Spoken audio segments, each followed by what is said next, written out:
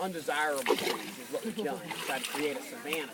And so we've got the walnuts, the ashes, the really nice growing timber trees, and then left, and then the pigs help keep it that way. So that's one of the nice things.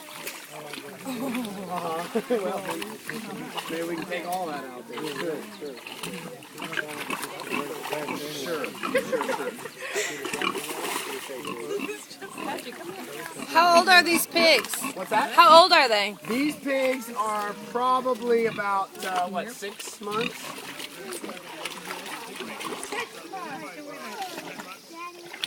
Okay, yeah, six to eight months. Where do you get the piglets? So here the pigs, we get them from local farms. We take what we can get. It's not too critical for us to breed a pig. And you can just kind of keep milling around. Some of you in the back that want to come on up and take a look and stuff. We'll just kind of